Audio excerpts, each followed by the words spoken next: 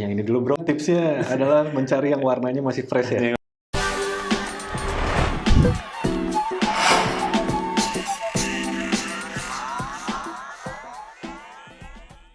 Sehat Kang? Alhamdulillah, Udah sibuk ya akhir-akhir ini ya? lumayan. Lumayan ya. Ini Kang, saya sebelum kesini tadi habis makan dulu. Maaf agak telat ya. Apa?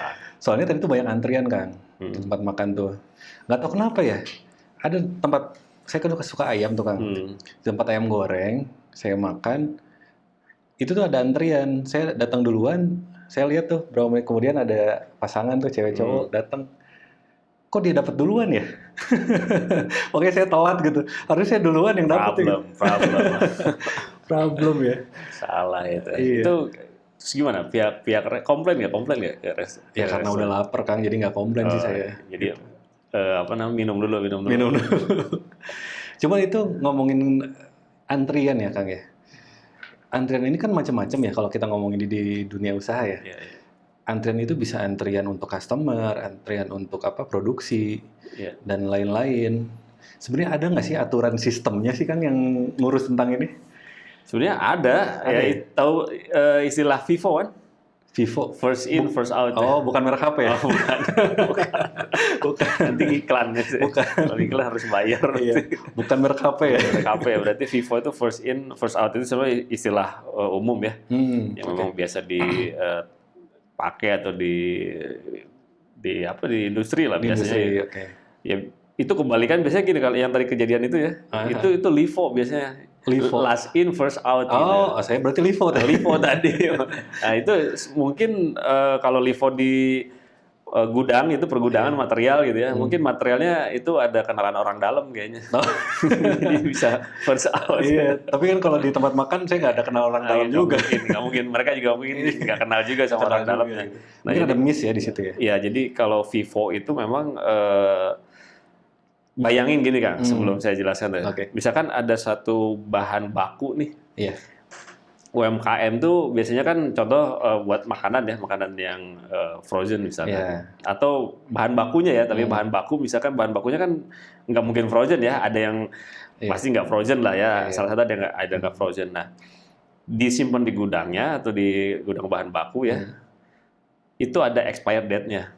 Oh iya. Bayangkan kalau dia disimpan duluan, tapi keluarnya tuh belakangan. Nah, itu bisa rugi loh. Bisa jadi itu kelewat. Ya mending kalau dikontrol ya, kemudian dia bisa mastiin bahwa yang mau expired tuh ke monitor gitu. Dan mending juga nggak busuk ya. Iya, bahayanya kan itu sebetulnya. Ya mending ada expired date-nya. Coba sayuran. Emang ada label expired date-nya kapan gitu dari pasar misalkan ya, kan nggak mungkin. Nah itu salah satu metode yang memang biasa diterapkan. Nah teknisnya sebetulnya misalnya masalah racking metodenya. Jadi metode penyimpanan barang tuh. Racking tuh ya. Nah jadi biasanya kalau yang mau keluar nih, kalau pertama kali disimpan misalkan ya, itu ditaruhnya di tempat yang keluar gitu. Jadi masalah penempatan aja. Jadi biasanya kan kalau yang first in itu ditaruh di bawah tuh. Nah itu harus diakalin tuh gimana caranya yang di bawah itu mudah untuk dibawa keluar. Orang kan secara simpelnya ya, kan nyari yang gampang biasanya. Nah kayak ini jokesnya bapak-bapak nih kan. Nah, gimana? Bapak-bapak itu kan biasanya kalau ngambil baju paling atas, yang paling yang terakhir kan sebenarnya kan, yang paling mudah diambil sebenarnya. Bahkan yang bawah tuh nggak kesentuh berbulan-bulan. Iya, nggak kesentuh dan itu memang susah, perlu effort kan ngambilnya. Nah ini juga sama di bahan baku nih ya, terutama nih ya, atau barang jadi pun bisa. Jadi barang jadi yang udah masuk gudang finished goods, artinya yang barang jadi ya. Nah itu kan mau keluar ke customer itu kalau memang katakanlah konveksi gitu baju, taruh di bawah itu yang dikeluarkan yang paling atas misalkan, misal gitu ya, ini produksinya banyak misalkan. Nah itu bisa dibayangkan seperti itu. Ya, nah ini buat teman-teman nih, ini masih di program basis ya Kang ya, bahas seputar sistem UMKM, startup, dan ini juga sangat berguna banget buat para business owner ya. Karena yang kita bahas ini FIFO, first in, first out. Karena ngomongin inventory, produksi, ini kadang-kadang simple Kang, sepele. Mana yang harusnya duluan keluar, ini bisa jadi terakhir itu sepele sebenarnya, cuman racking dan lain-lain. Cuman banyak banget teman-teman kita yang miss di sini, Kang. Ya, dan itu dampaknya ke masalah keuangan, Kang. Nah, cash juga terganggu nih. Terganggu. Hanya cuman penyimpanan yang tidak gara-gara teratur penyimpanan ya. itu.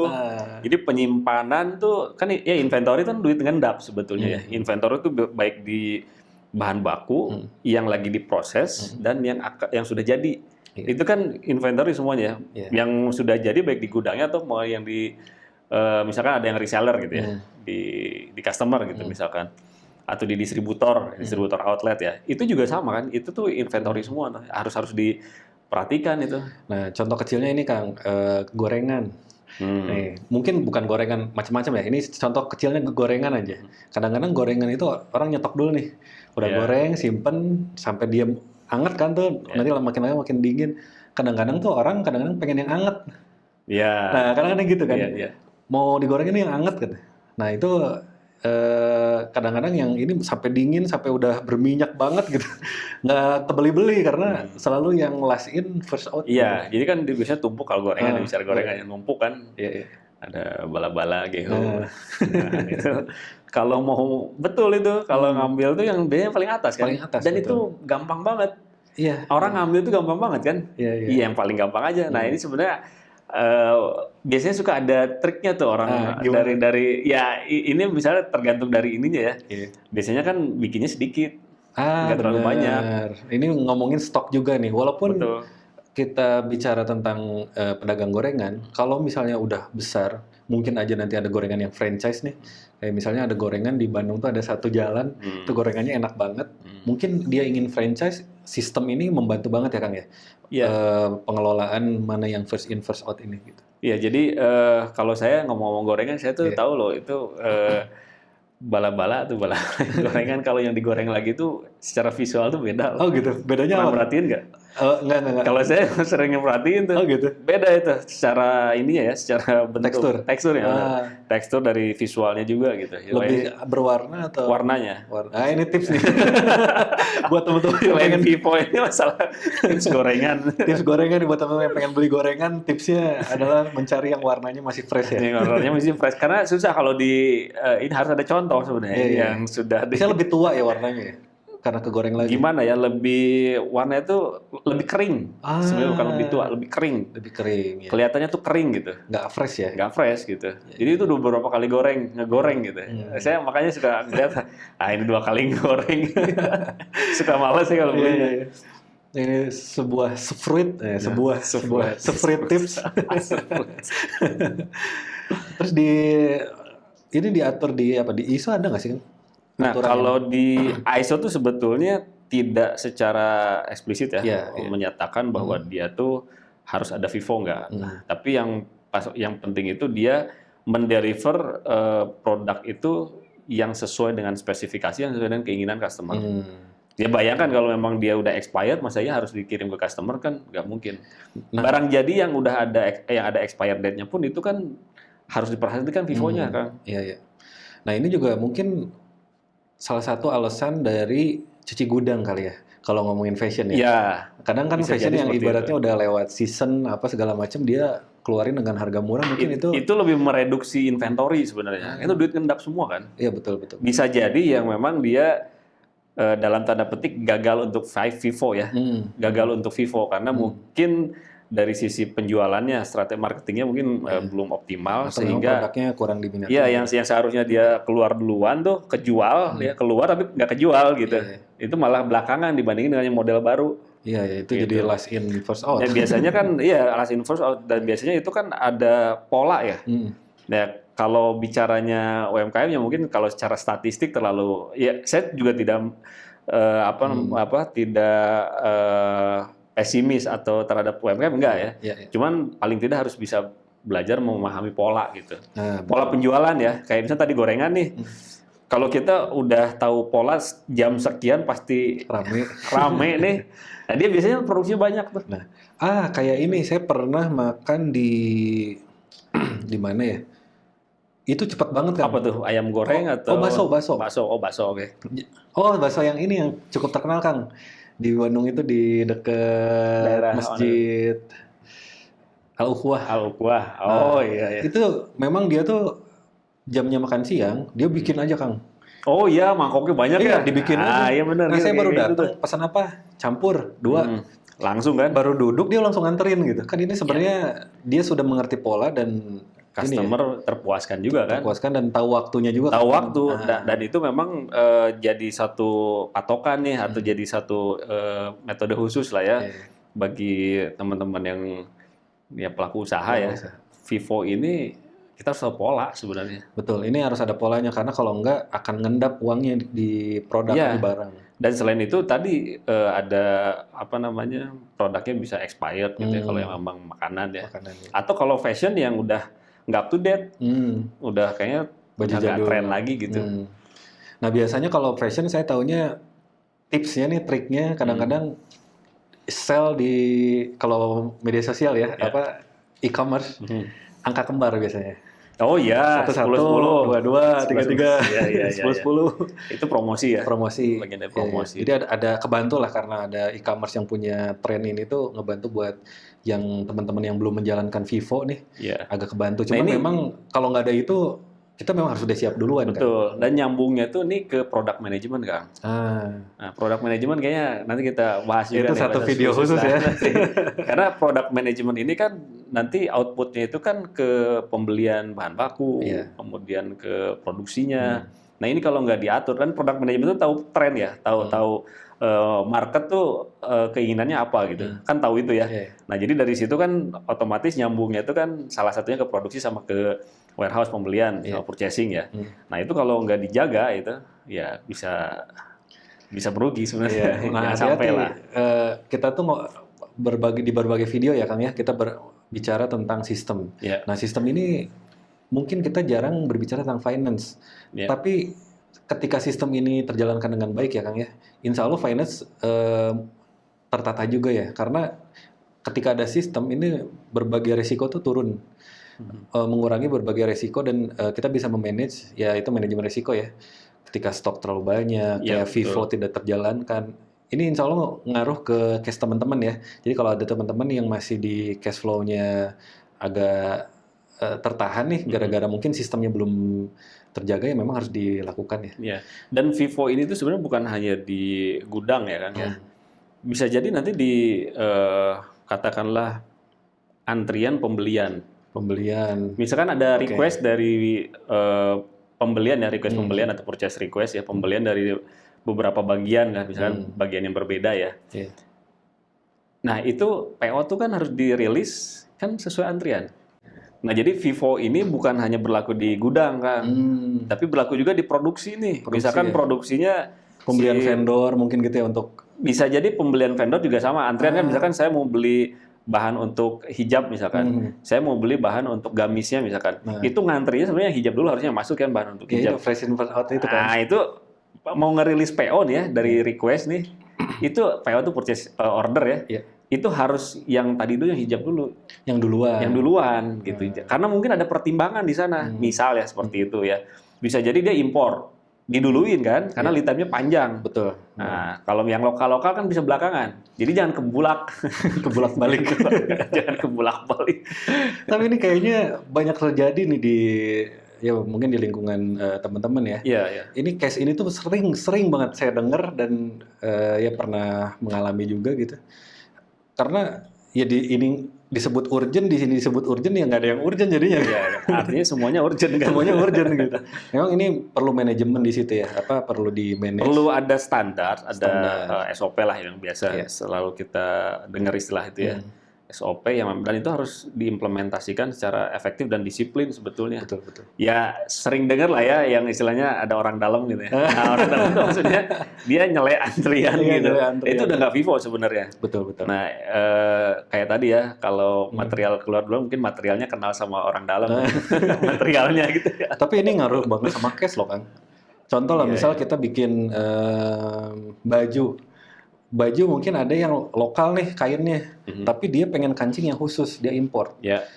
Nah kadang ini dulu deh, baju dulu, kan seharusnya kancing dulu nih. Pertama lama juga kan, waktu kedatangannya, lead time ya kalau bahasanya, waktu kedatangannya lama, terus memang perlu itu dulu kan, ketika pembelian tuh gitu.